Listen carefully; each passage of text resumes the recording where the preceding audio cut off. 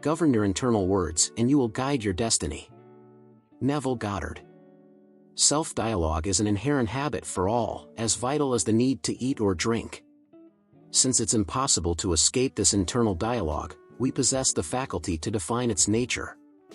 Many don't understand that these personal conversations are the origin of our experiences. Scripture reveals that we are as we think in our inner selves, and our thoughts are directly influenced by what we tell ourselves.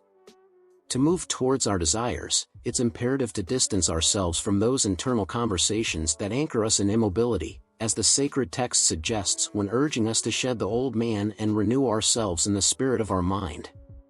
Change begins by modifying our discourse, not only towards the exterior and those around us, but above all, what we tell ourselves.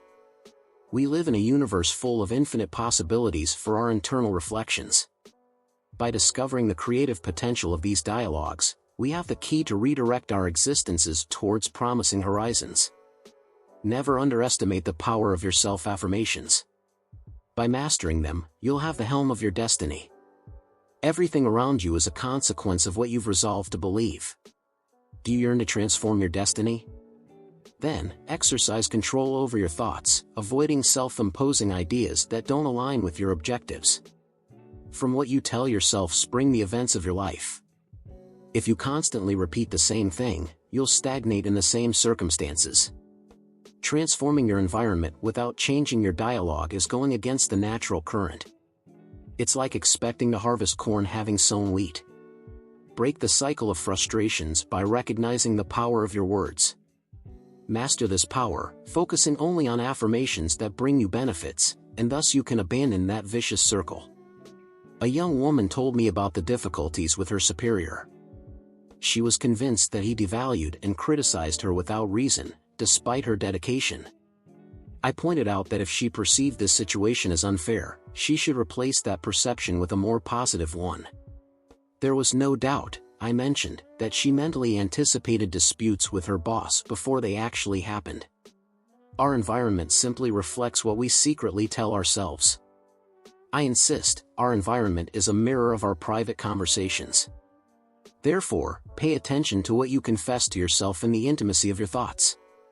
I was right, she recognized those anticipated confrontations with her boss, and, only by accepting that this could be the root of her work conflicts, did she commit to replacing that harmful pattern with a constructive one. After recognizing a merit in her work and thanking for the recognition, she developed empathy towards him, leaving behind past resentments. To her amazement, she confirmed that her internal dialogue had been the cause of both antipathy and sympathy. Her boss's attitude towards her changed. The echo was now different, because her internal dialogue regarding him was also different. It is said that God names the non-existent as if it existed, and thus it manifests in reality. In this way, the young woman made her boss's recognition a reality. Observe those around you and understand that each one is in their current situation because of what they tell themselves.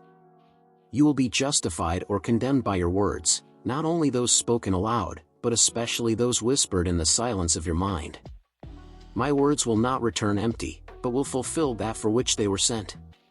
How to send a word of encouragement to a friend in need?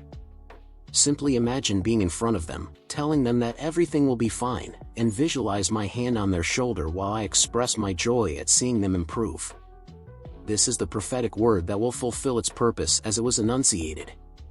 The moment is now, not tomorrow. Today is the day of salvation, for today is when we must send our word with a noble intention. Only what is done in the present matters, for the results will manifest in the future. It's not necessary to pronounce the word aloud, it's enough to concentrate our attention on a noble purpose.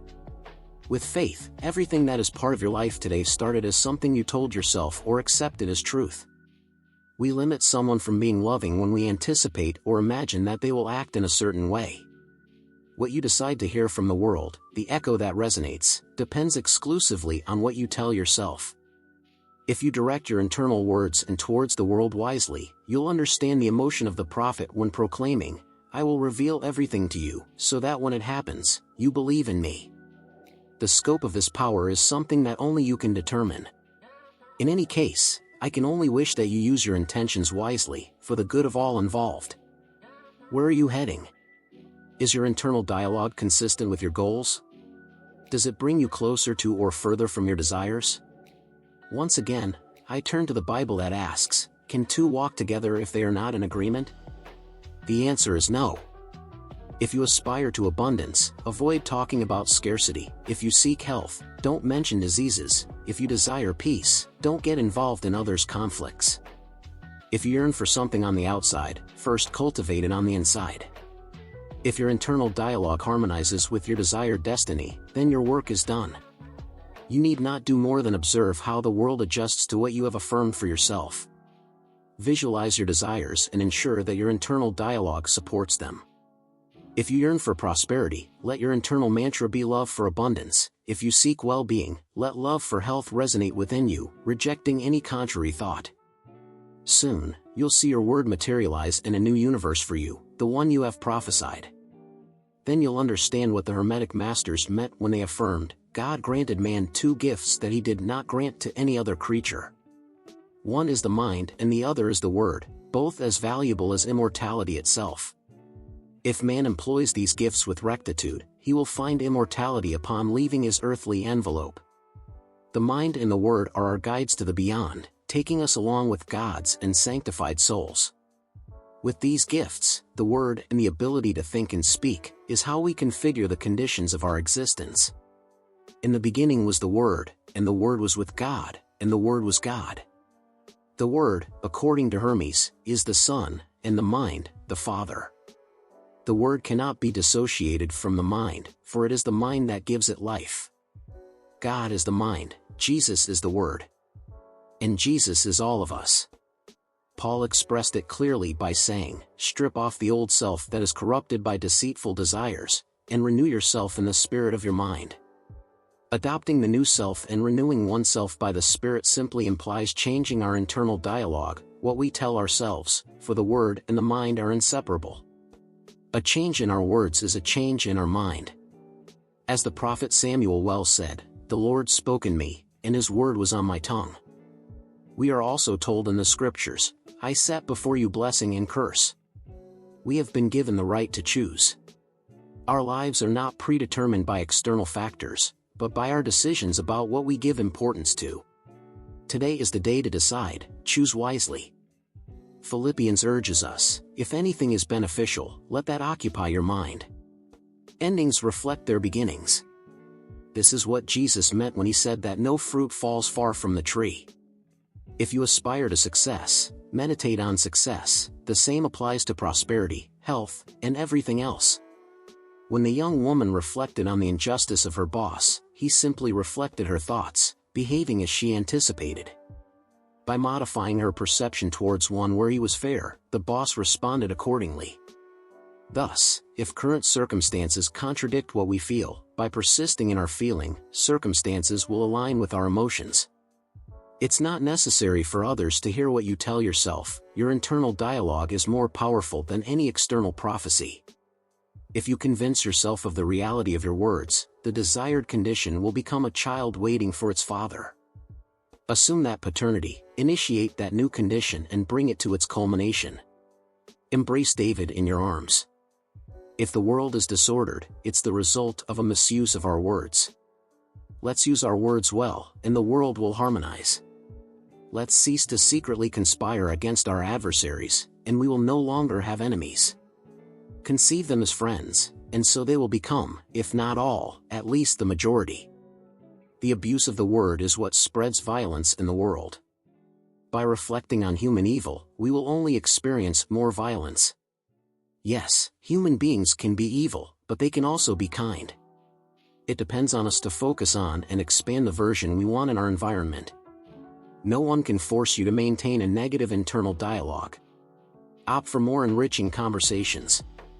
You possess that power, and no one can strip you of it. The secret of success lies in knowing your destiny and sustaining an internal dialogue that resonates with that place you aspire to reach. If your goal is New York, don't focus on the map of Miami, focus exclusively on what's related to New York, and the same applies to prosperity, health, and other aspirations. As I mentioned before, the only cost is leaving behind your old self, for you cannot enter the promised land carrying your past with you. The understanding that our internal words have the capacity to shape our reality is a truth as old as humanity itself, but often forgotten in the whirlwind of everyday life. Neville Goddard's teachings remind us of the inherent power in our internal conversations, and how these can be the vehicle to reach our highest aspirations or, on the contrary, the anchor that keeps us stuck in the past. However, there are additional aspects that can deepen and enrich our understanding and application of this principle. First, it's fundamental to recognize the role of the environment in which we develop and how it interacts with our internal dialogue. Although it's true that we have the ability to influence our reality through our words and thoughts, it's also true that our environment can provide stimuli that facilitate or hinder this process.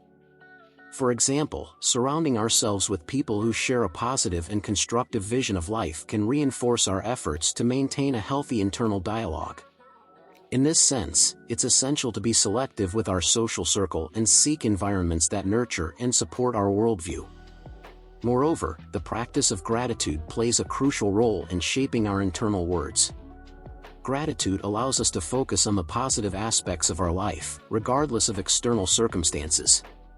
This focus not only improves our emotional well-being but also reinforces a positive internal dialogue, creating a virtuous cycle of thought and experience. By cultivating an attitude of gratitude, we open ourselves to receive more of what we are grateful for, which, in turn, facilitates the achievement of our desires and aspirations. Another crucial element is forgiveness, both towards ourselves and others. Forgiveness releases the weight of resentments and guilt that can contaminate our internal dialogue with negativity. By forgiving, we free ourselves from the chains of the past and open space within us for words and thoughts that reflect our true essence and potential.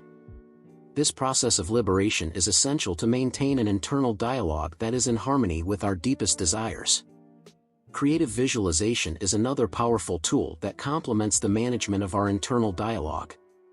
Vividly imagining our desires as if they had already manifested not only reinforces our positive internal dialogue but also activates the law of attraction, bringing us closer to the realization of our dreams.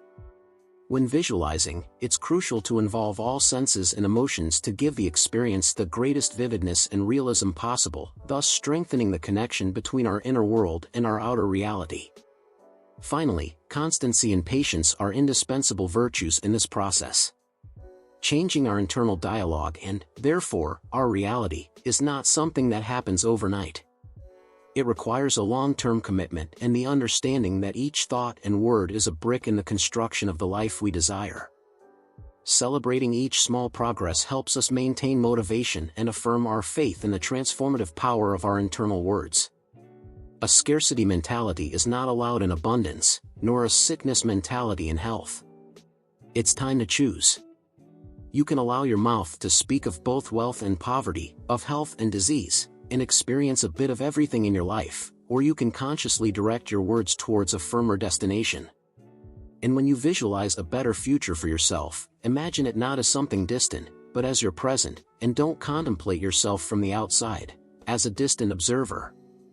Immerse yourself in the scene, become an active participant. Experience that new reality with all your senses. What does it smell like? What is its texture and temperature? What colors, flavors, and scents does it contain? Infuse the greatest veracity possible into this scenario in which you already reside in your new condition. Remain in this state until you feel the relief that accompanies achievement. Affirm to yourself that it's already done, you need not do more, for it's already a reality. All that remains is to maintain calm, and this attitude is reflected in the confidence manifested in your renewed internal dialogue. The words I repeat to myself support my path towards the desired goal. There are no longer doubts when remembering my goal, I no longer see it as something distant. Therefore, I affirm to myself, it's already done, there's no need to do more. All that remains is to maintain serenity. This is my renewed internal dialogue. This is my new destiny.